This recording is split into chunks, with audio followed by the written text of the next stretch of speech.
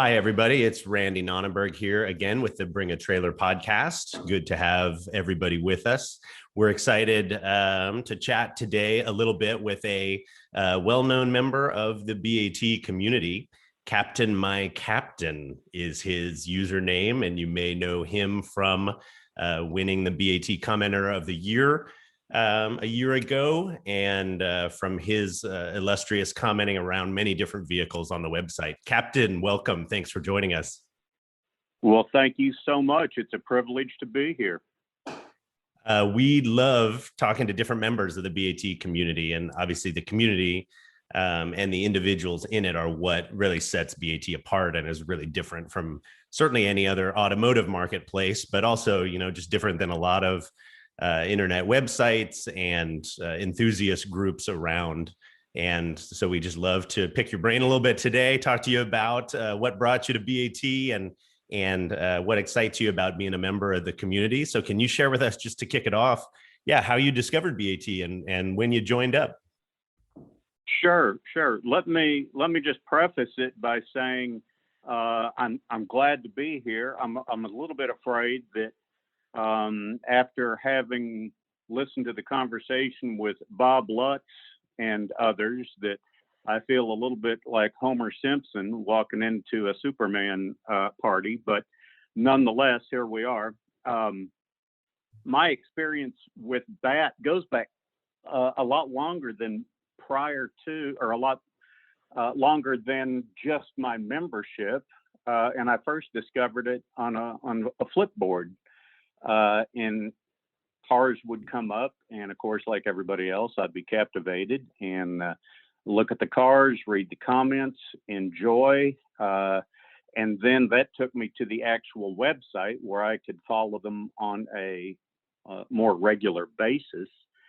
And I don't know why, other than just lack of information. I thought that becoming a member was something that was a lot more complex than providing an email address and just saying you want to join. I thought maybe there was a subscription or something more detailed, and so I didn't join as a member. But as I was looking at cars, I would think up comments in my head that made me grin a little bit. And a couple of years went by, and I actually thought about trying to sell the Oldsmobile that my grandmother had purchased brand new in 1972 on Bring a Trailer, because it was an awesome car that I thought might find a market there. So I researched joining, found out that it wasn't complicated at all. And before I could list the car, my sister had put a sign on it out in front of her house and sold it. So had the membership and decided to make the most of it. Oh, well, that's fantastic. Yeah, I'm looking here at your member page on BaT, and it says January 2019 was when you left your first comment or first joined up, and you've done 500 since then. But it sounds like maybe you were lurking around on BaT and thinking about it even before 2019. Is that right? For sure, for a couple of years prior to that, but jumped into it with both feet 2 years ago. Yeah, fantastic. And part of the reason we have you here, and honestly, part of the reason I think people recognize your username and you're so well known around the halls of BaT, as we like to call it, despite its virtual nature, is the types of comments you leave are interesting. It's people would call you maybe a writer more than a commenter. It's sometimes a fictional narrative, or it's sometimes a little bit different, right? You're not usually the guy saying, hey, is that engine dripping oil? Asking technical questions about the car. You do it a little bit differently. So tell us why on earth that is. Is that what you do in your daily life too? Are you a writer by hobby or trade, or is this just something that you found as a totally separate outlet on BaT? Well, I've had a couple of different careers, and writing has been a facet of each of them, not to where I've ever actually gotten paid. for writing, but that's part of the job that I do. And as a teacher, I've actually taught writing for a number of years, but certainly not the type that I post on BaT. Those would probably get Fs from my students if they ever turned those in. But they're mildly entertaining anyway.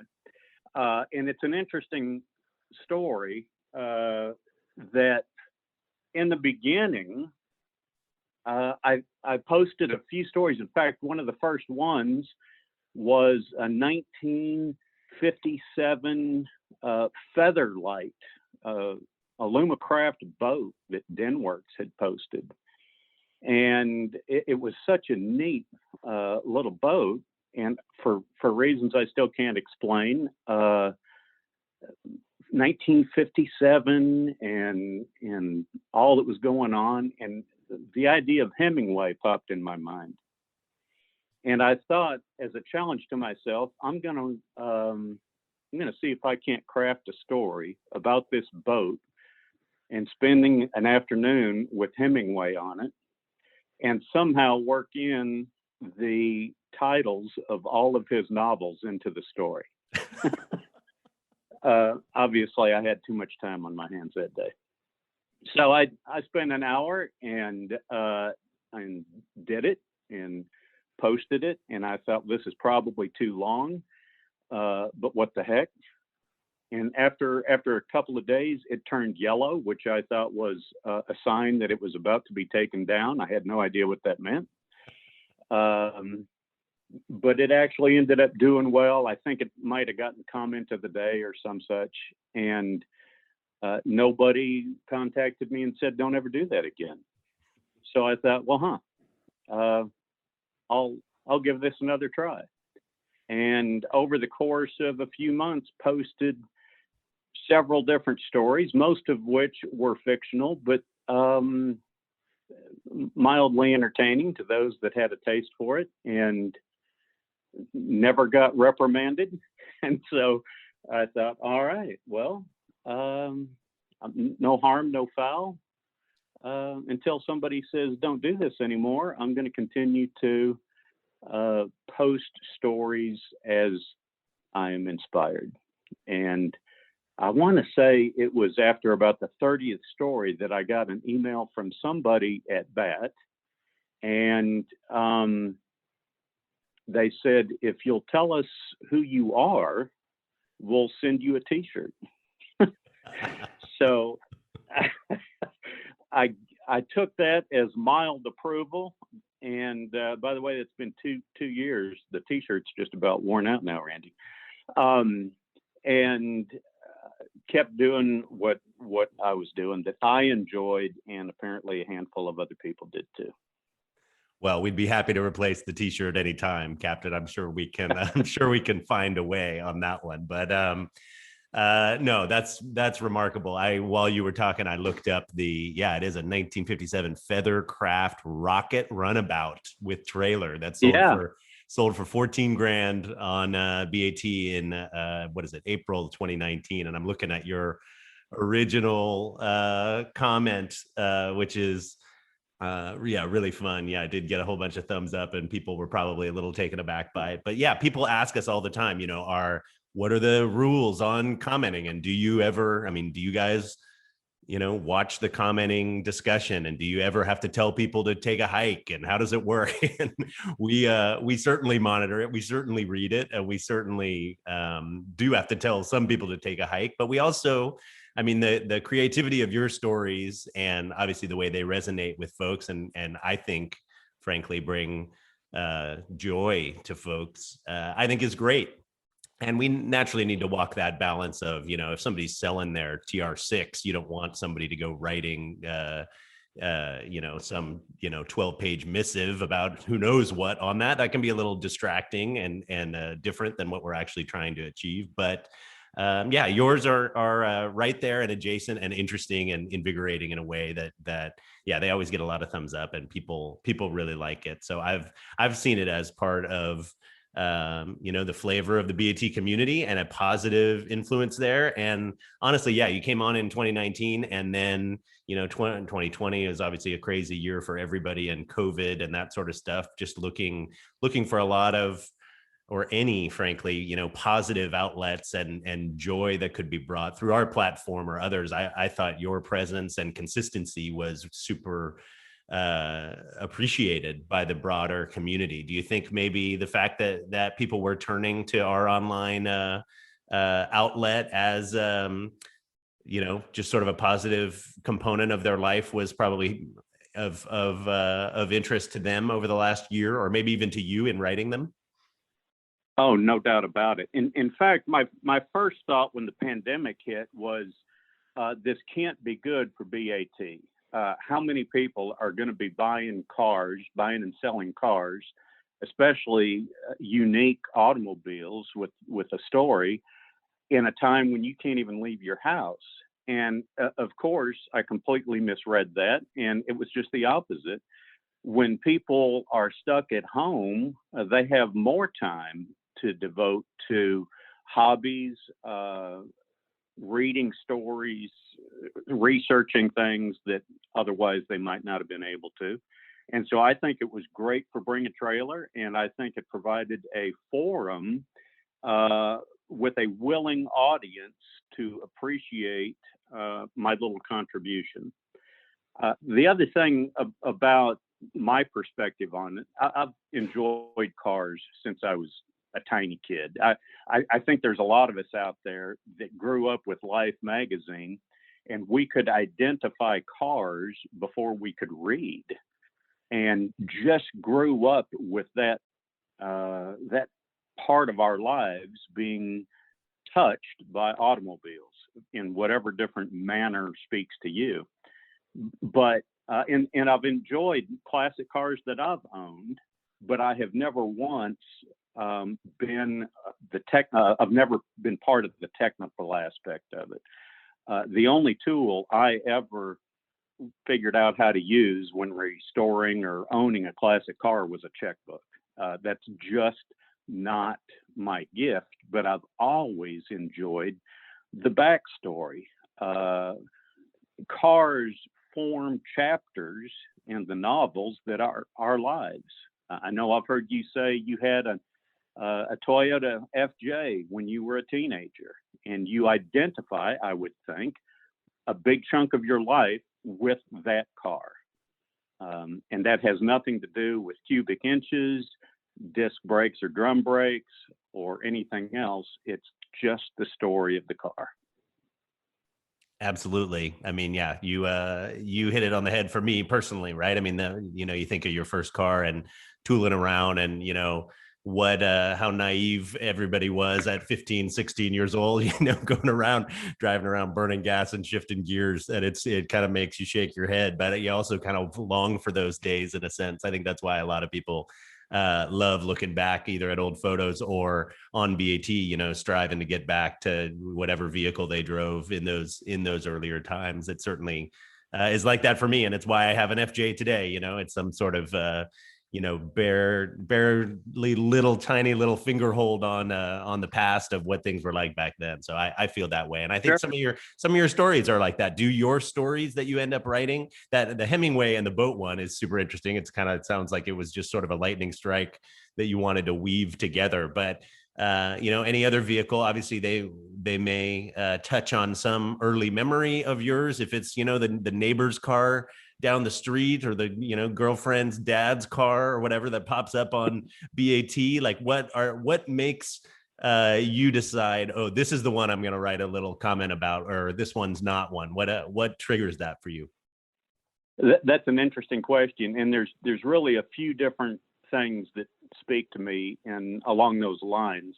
Certainly, personal stories make a real impression, and if I see a car that goes along with one of those, I am not unwilling to share that. There's a 1957 Thunderbird that I wrote a story about, I don't know, a year and a half ago, that the story is true. My uncle, when I was a kid, was going to medical school. He was a doctor. He lived in our basement, and he had a 1957 Thunderbird.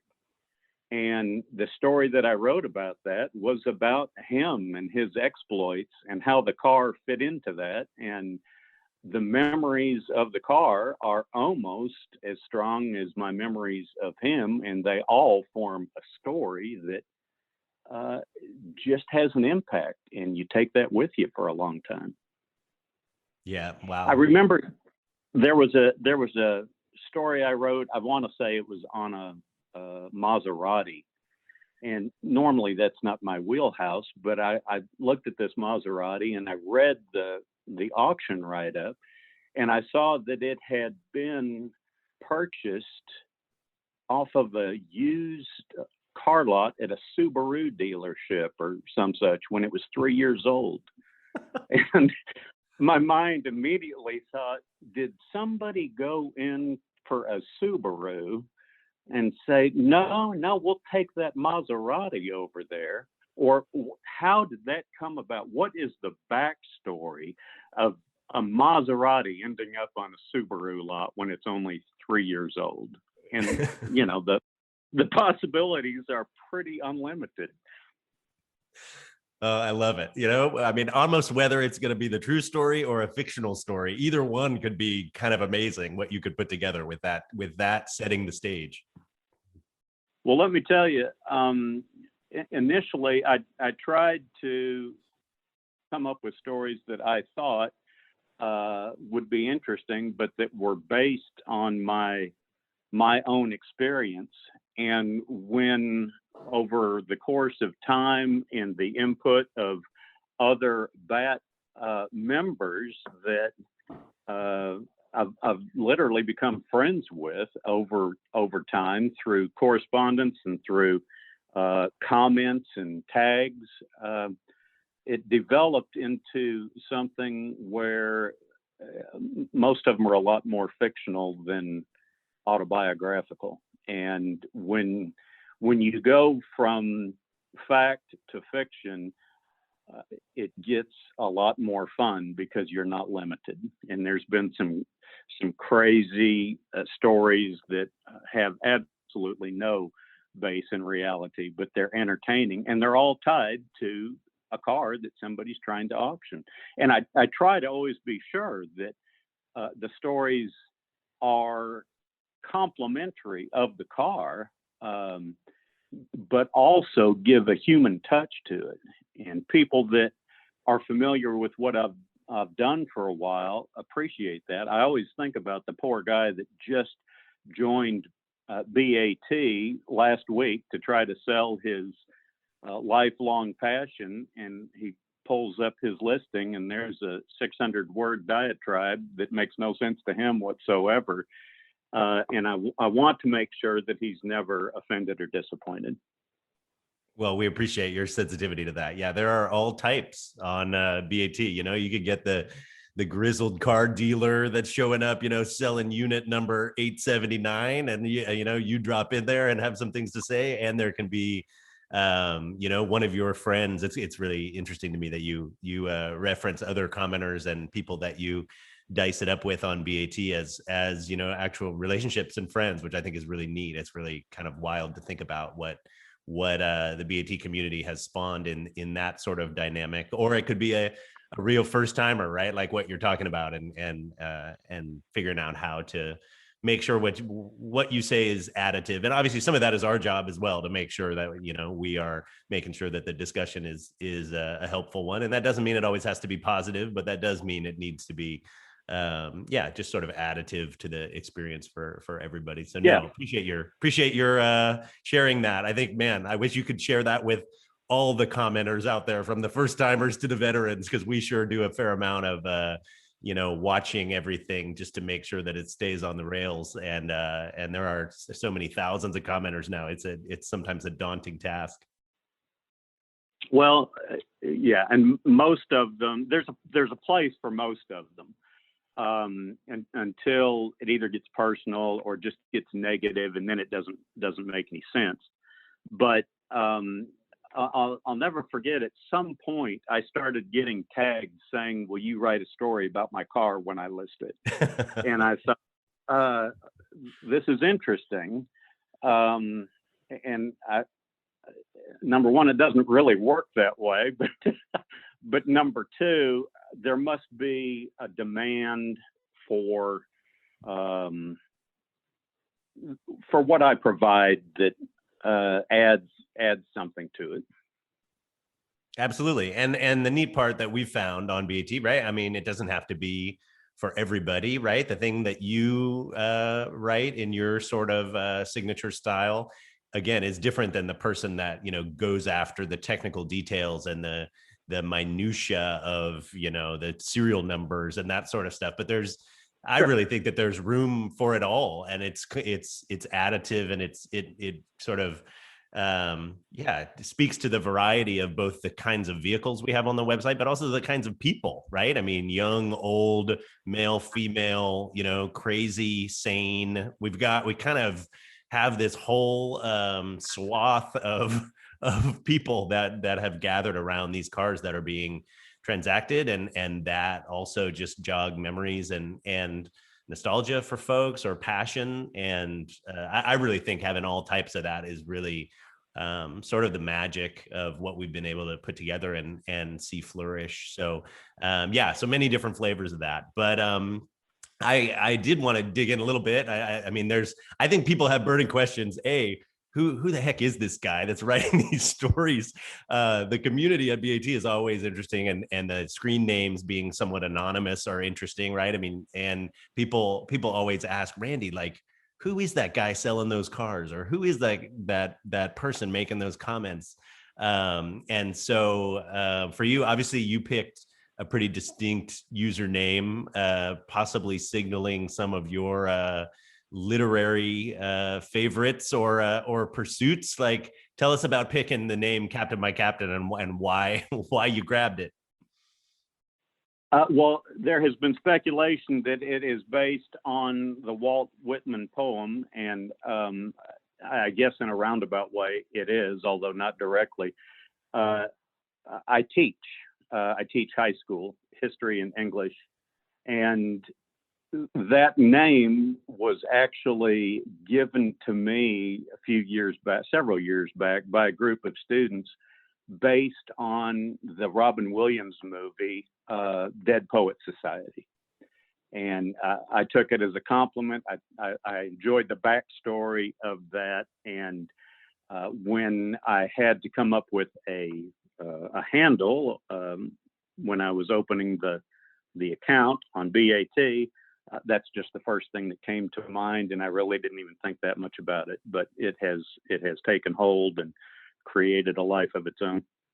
That's a good one. Yeah, I was actually going to say that whenever I see it pop across on the screen on cars that I'm looking at, I actually do think of the movie and the kids standing on the desks, and that, I don't know if you've given that your students mentioned it to you, went back and saw the movie, or if you saw it when it was brand new in the theaters. But that was a pretty impactful movie, and an interesting one, and it has a few really super iconic scenes. But the one where they all state that and stand up on their desks is always one that was kind of burned in my memory. Yeah, a great movie. It was great when it was new. It was even better 30 years later. And the other thing that's outstanding are the cars that are in it. Oh, that's interesting. I've never watched it with an eye for the vehicles that were in it, but it's set in the 40s or something, isn't it? I forget when it's set. In the late 50s, yeah. Is it 50s? Okay, yeah, interesting.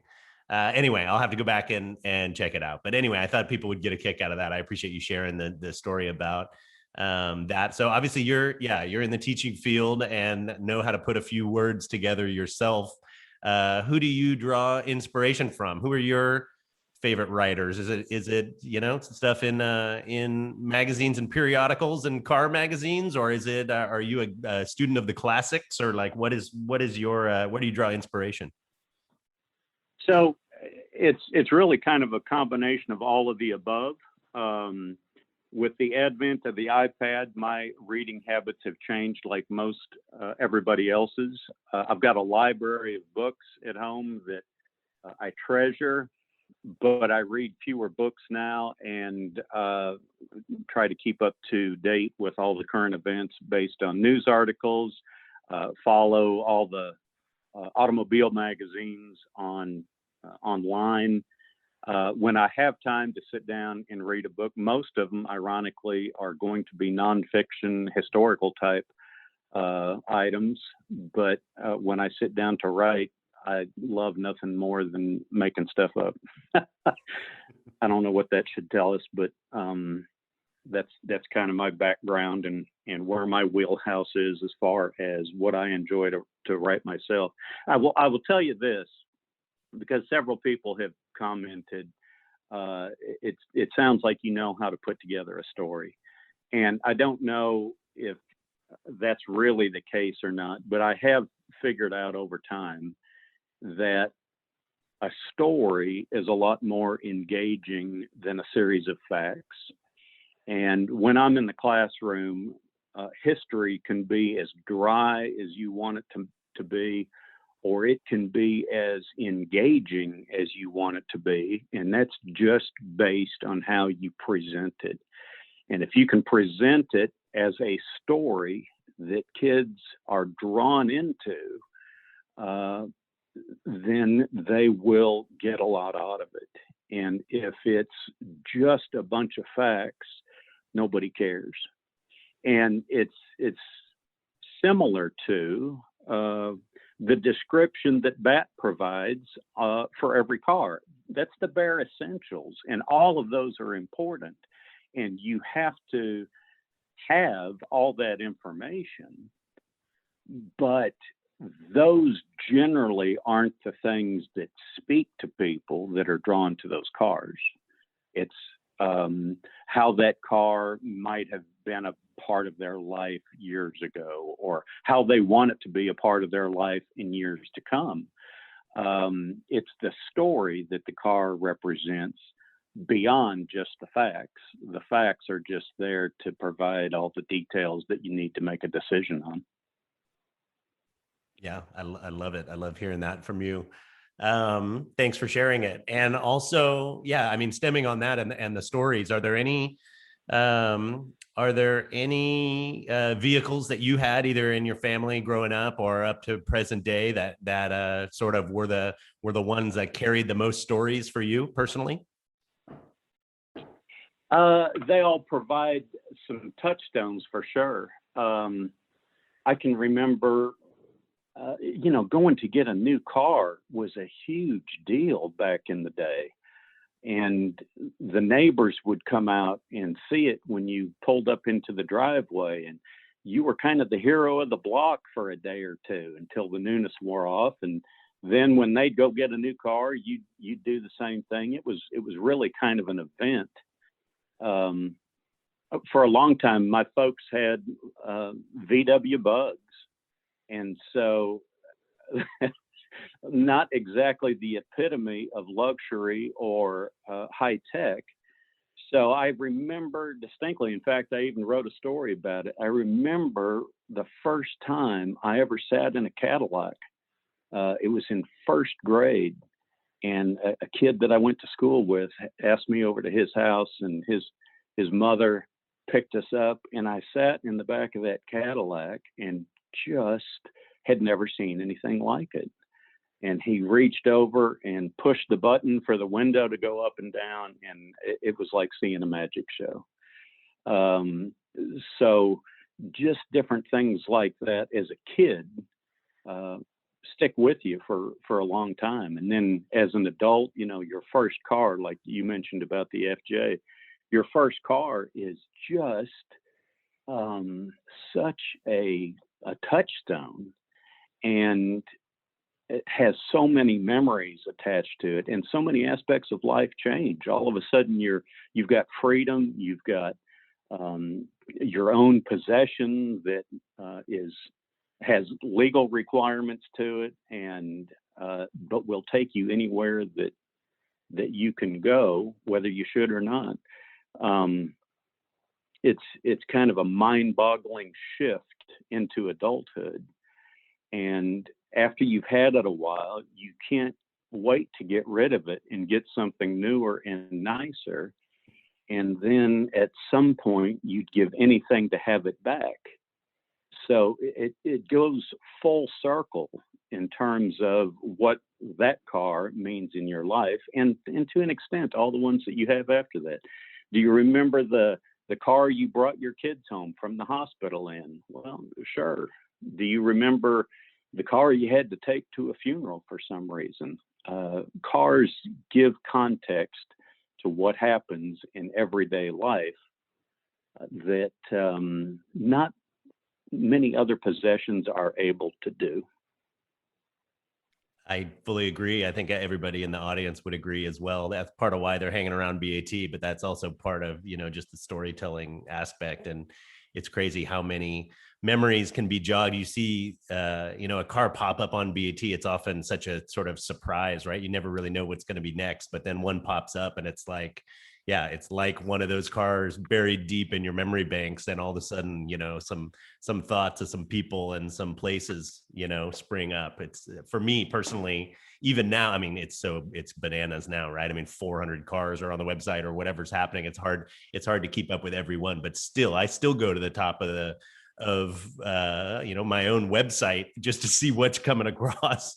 And Sure. some pickup truck will pop up and I'll be like, man, you know what, I knew a guy that had that, or I rode around in one of those. And it's crazy. I love that you talk about VW bugs in your past. I didn't know. And you said it like it's plural, like maybe your folks were afflicted with the VW disease for a number of cars. My mom's first car was a 67 Beetle. And was there a whole string of VWs, or were they loyal to that for some reason? No, they were just poor.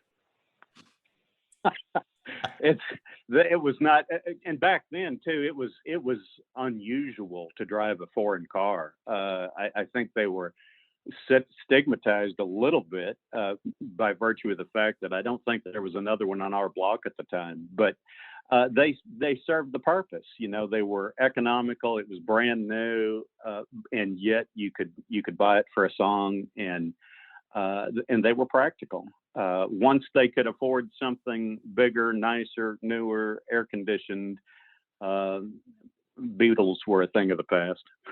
Yeah. But ironically, there's a story I did about a 1962 Mercury Comet Villager station wagon. And the thing, I mean, patina does not classify what that car had. It was rusty and it was beautiful, but you could tell there were a number of stories that went along with that car. And what I wrote was, this thing was brand new on the showroom floor one day, and who went in and bought that, and what was the story behind that choice? And when they traded it in, it went to the used car lot, and who bought it next? And here's a possible story that went with it at that point. And when they were done with it several years later, it probably wound up on a tote the note, and this could have been what happened to it. And at the end of the story, there's some guy that paid $50 for it and is living out of it behind the Piggly Wiggly. But that got him through until the next chapter of his life, and then it went to a garage sale. There's a chronological order to cars, and they're not all happy endings, but they all tell a story for whoever was the caretaker of it at that point in time. That's a great one. Again, I love that I don't know if you had these queued up or you just remember all these comments. I mean, man, you've done hundreds of them, but you remember them by model, which is something that's fascinating for me. I just went and searched Mercury Comet Villager as fast as I could on the website and pulled it up and found your comment. And yeah, I mean, I'll quote you here. But this 62 Mercury Comet Custom Villager has earned a respect that only comes from being around the block more than a few times, you said, which I think is exactly the situation with this one. Old and little tired on the outside, you know. I mean, who knows who that last guy living in it was. True, but each one of those stories is unique and adds to the history of the car, and has deep meaning for whoever the participants were in that part of the story.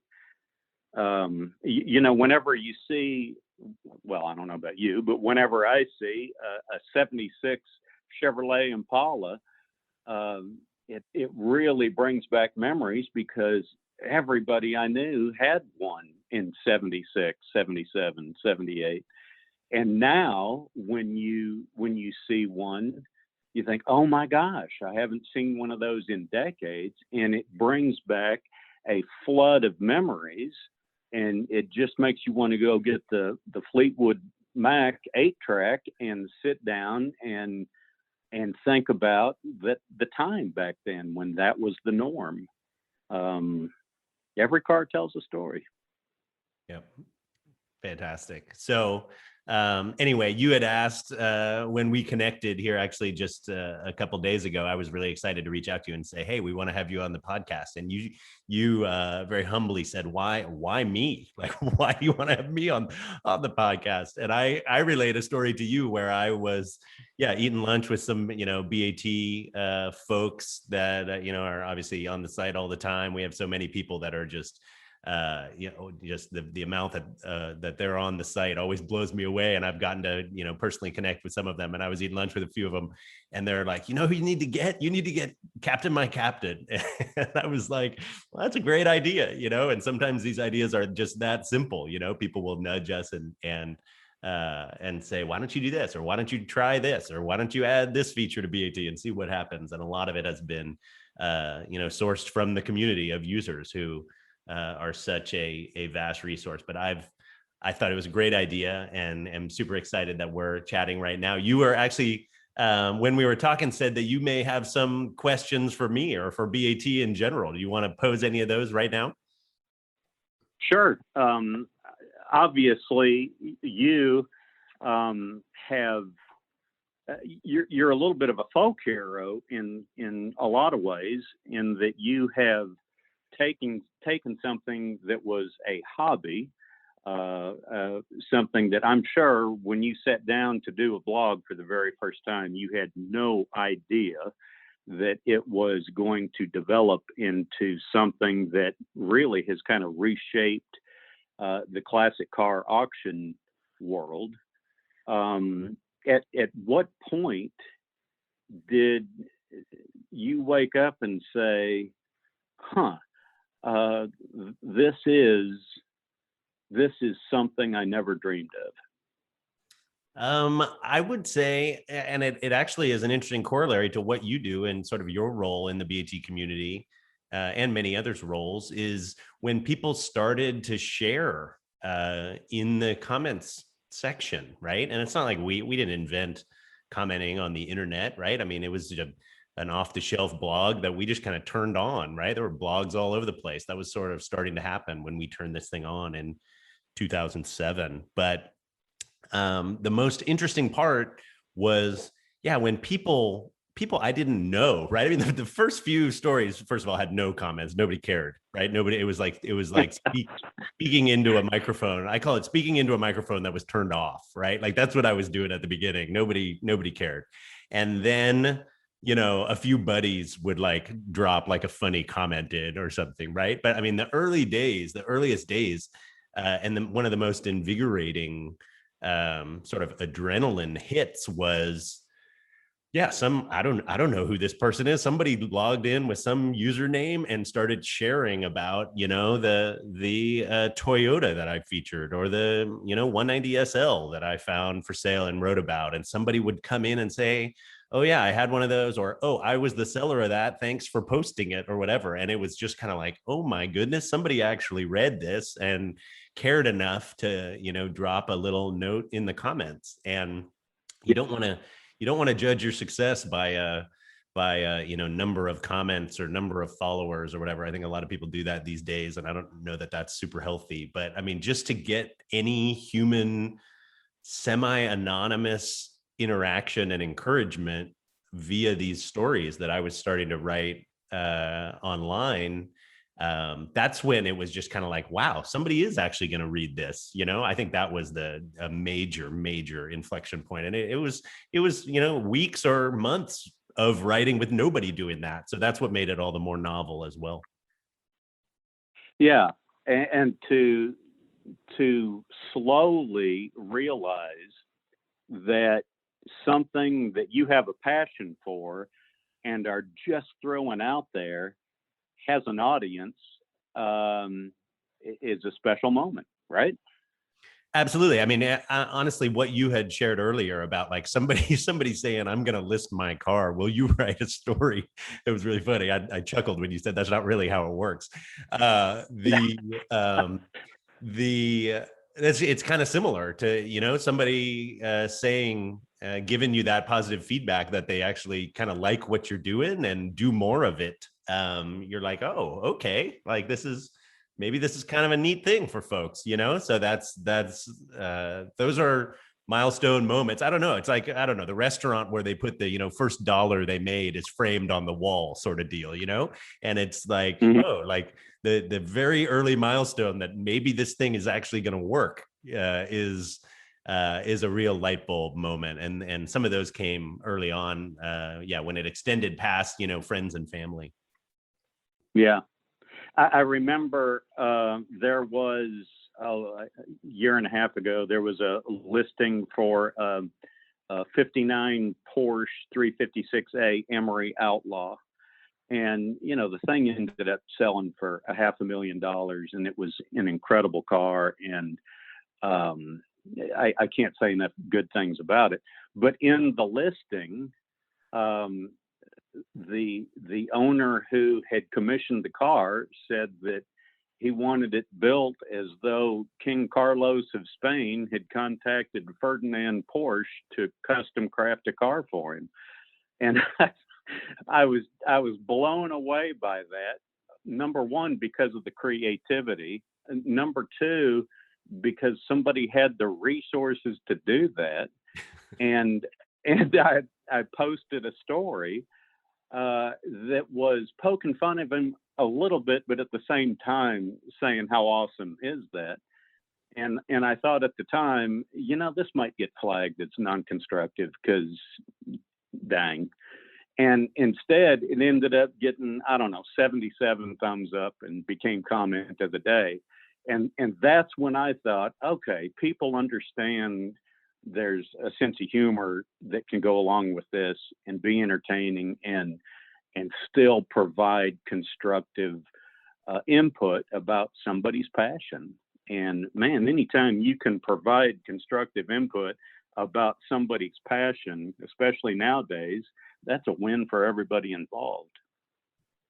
I agree with you. Absolutely. I remember that car very, very well. That car is a special car for us to get to list on the site. And the dialogue on that, I think your comment was one of hundreds and hundreds. I mean, that car really resonated with folks, but that story about the commissioning was totally out of left field and not what I would have expected either. There was certainly high marks for creativity on that one.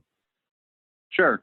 And you're talking to somebody whose last new car was a VW Golf bought off the lot. So the fact that there are people out there that can commission a car with that kind of a background is admirable. But I can't relate to them on a daily basis. Yep. Absolutely. But that's what BaT is there for. There you go. And every day the weirdness will come on out. Sorry, you have another question? Oh, I've got as many as you've got time for. So BaT has gone through a huge change in the last year on your end of it. Thankfully, and I read feedback about this all the time, not so much on ours, certainly not in any kind of a negative sense. I know there were a lot of fears stated up front. Oh, BaT is sold out, blah, blah, blah. But it's actually been just more of the next step in an evolution, and there hasn't been any downside to it, at least that I've heard about from my point of view in the community.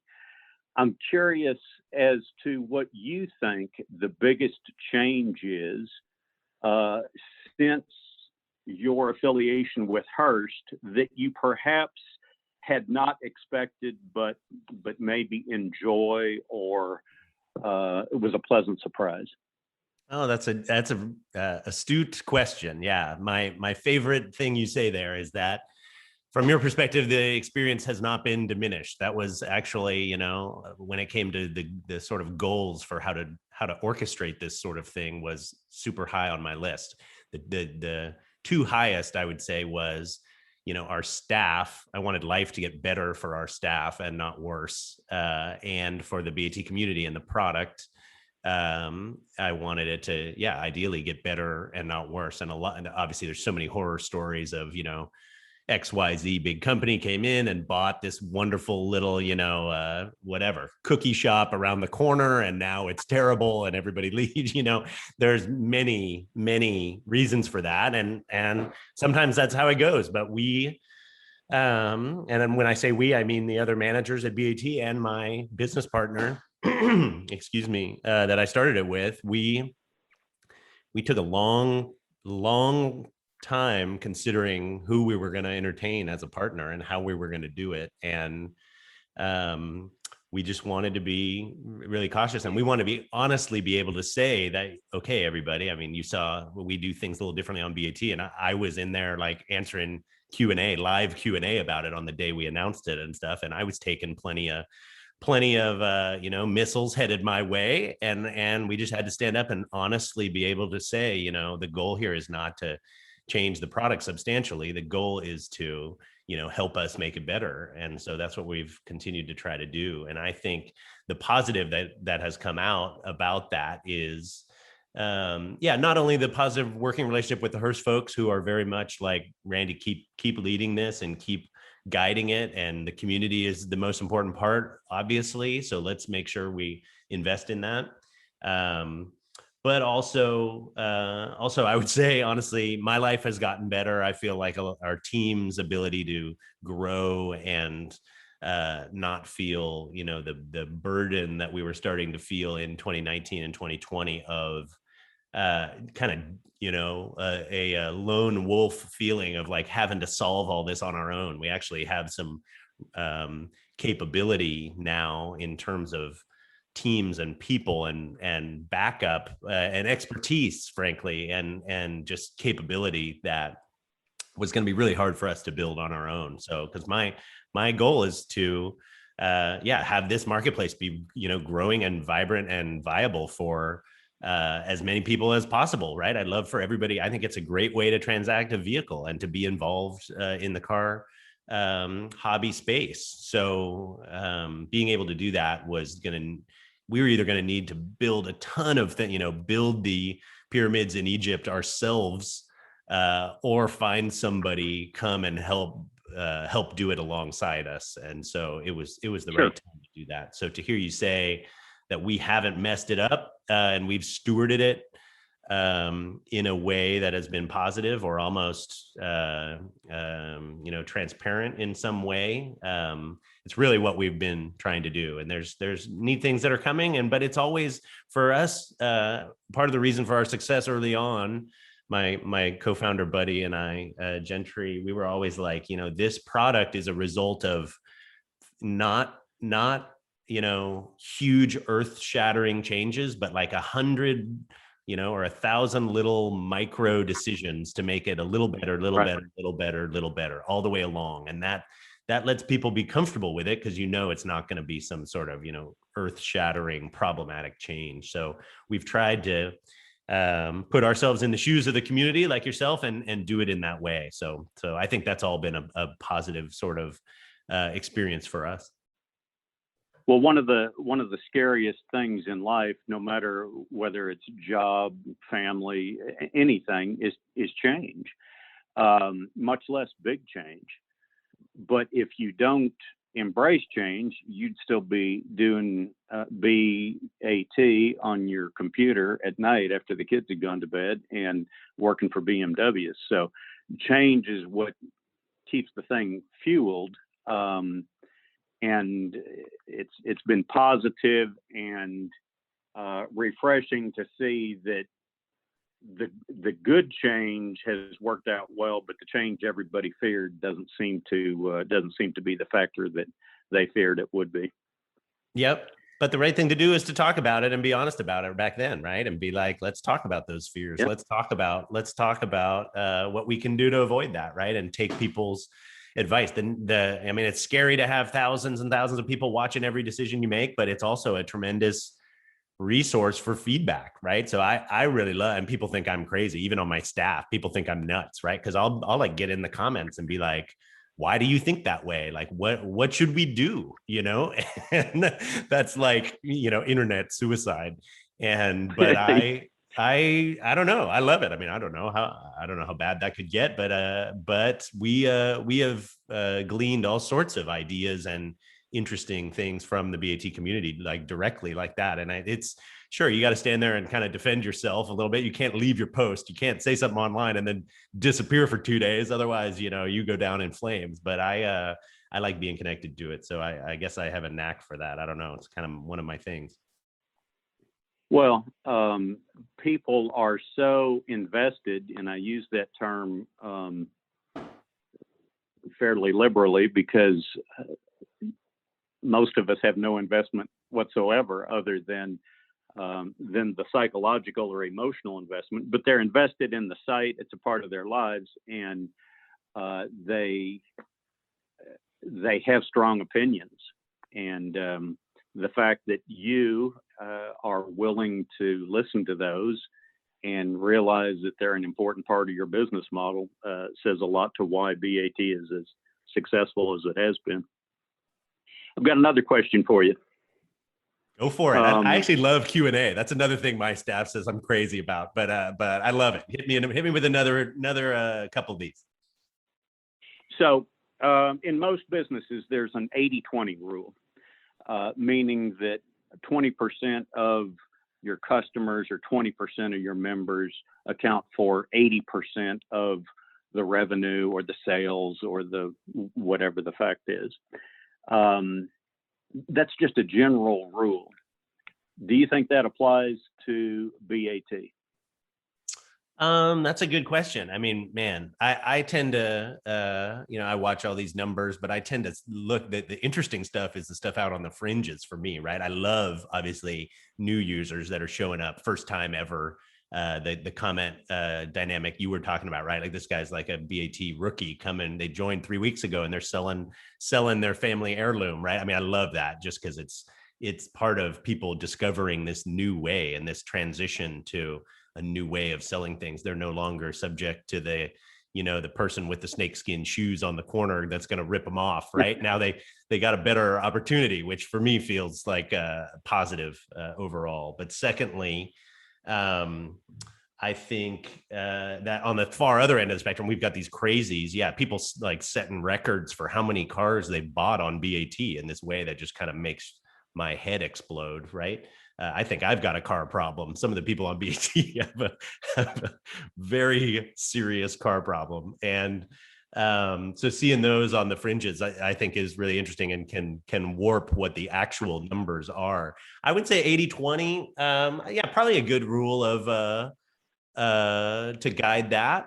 I think that, we look at numbers like I would love, my favorite thing on BAT would be if people could use it to buy a car, keep that car for a while. I don't know, call it 2, 3, 4 years, whatever that time horizon needs to be.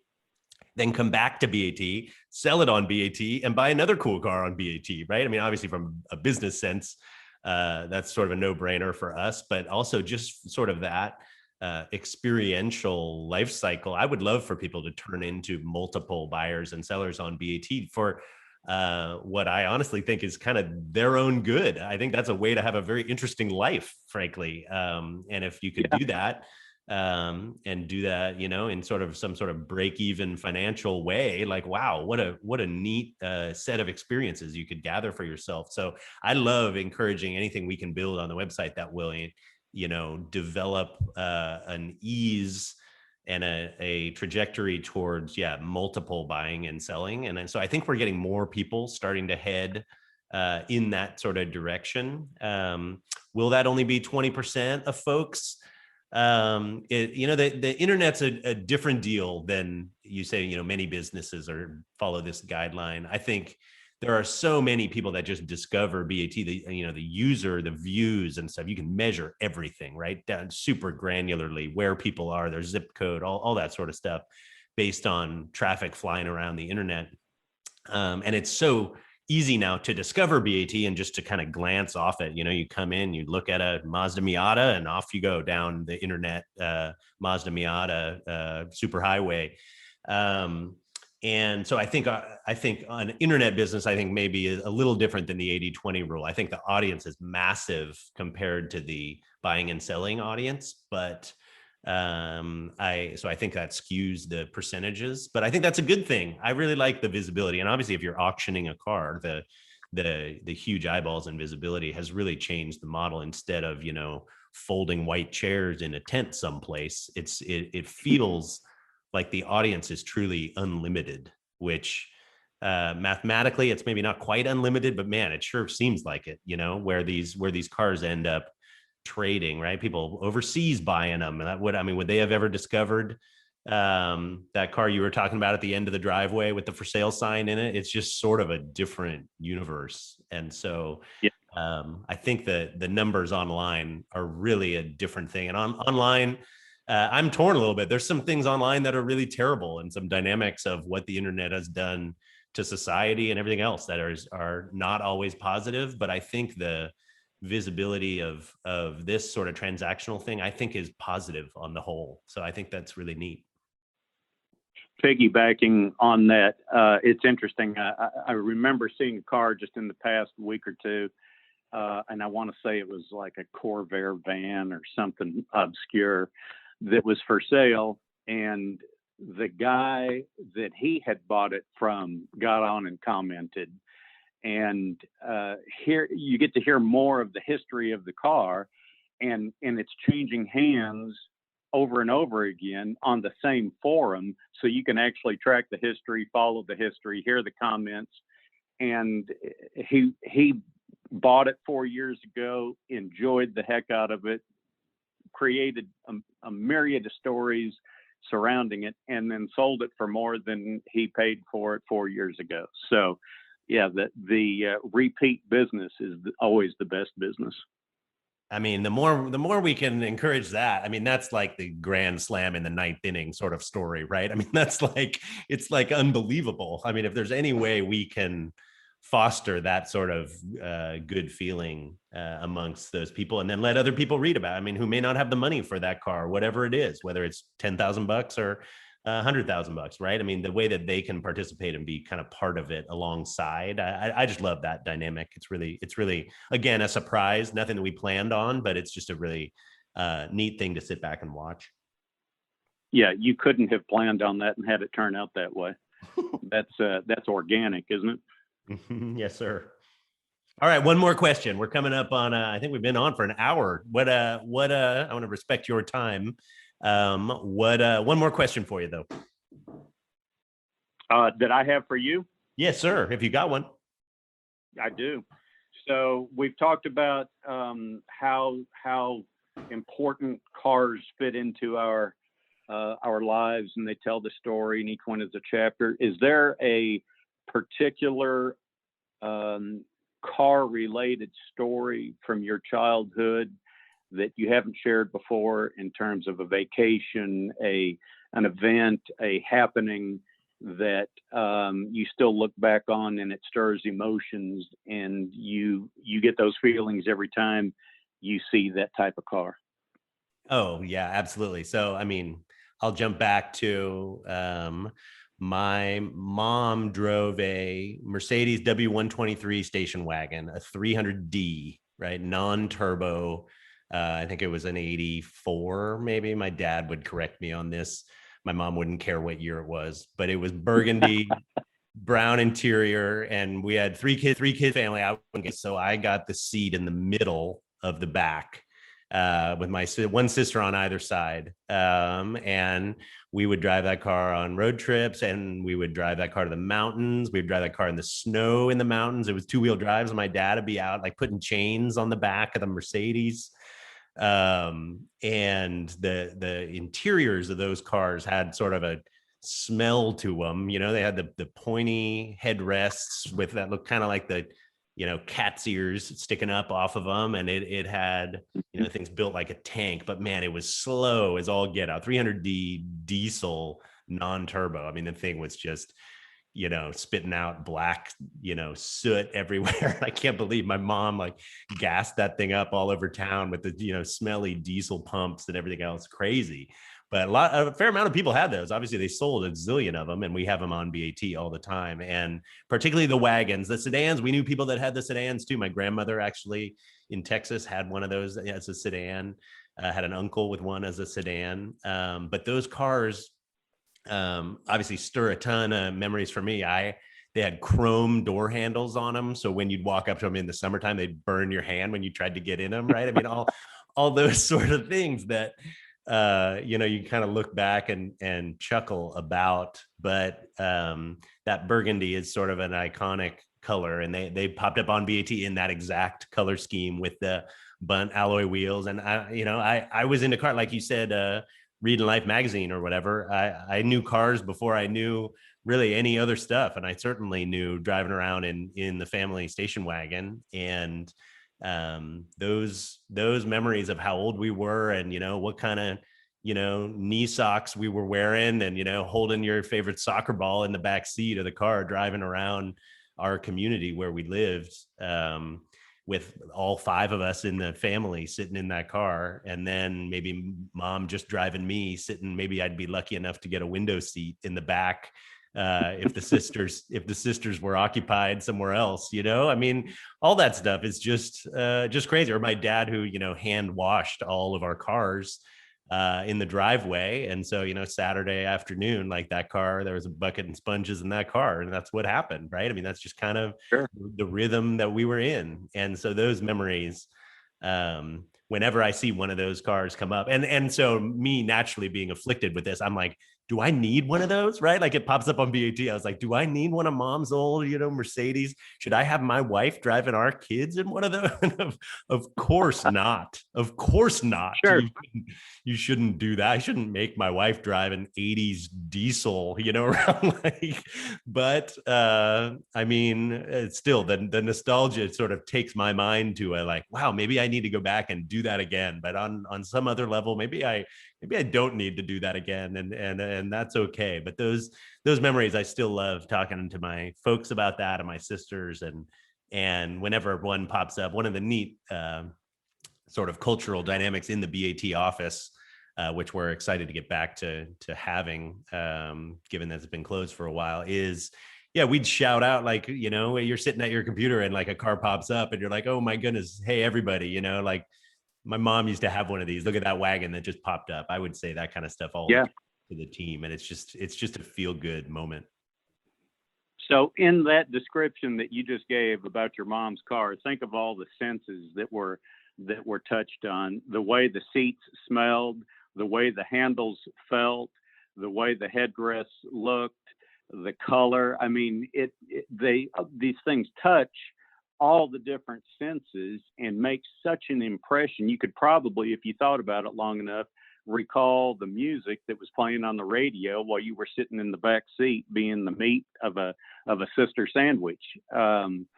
There's just nothing else like cars to tell the story. Yep, absolutely. I love it. I appreciate you jogging my memory on that one. I could get rolling. You say you got a million questions. I could tell Mercedes wagon stories for probably the next 3 hours if we wanted to sit around. But hey, I am probably going to call it here. We may need to have you back if you've got a long list of questions, but I have thoroughly enjoyed our conversation. I want to thank you personally for what you've done on BAT and contributed in the last couple of years. I want to thank you on behalf of everybody on BAT, and the audience who, you know, encourages interaction and creativity and just the overall positive influence of some joy that you've brought to all of us. And yeah, and then just thank you for your time here the last hour chatting. I'm sure our audience is going to love it. It has been my pleasure, and look forward to getting on and seeing what pops up as far as the next listing. Fantastic. Well, we'll stay in touch. I will certainly make good on that t-shirt promise and any other things we need to send your way. And we are looking forward to upcoming podcasts where we can have some more fun folks on. But this conversation has been terrific and I really enjoyed it. So Captain, my captain, everybody listening, you can search him by name and his profile. And see where he's contributing on BaT. And he is one of just many, many interesting folks that we have out there and will continue to have in conversation. So that's it for today's podcast. Thanks for listening, and we'll see you next time.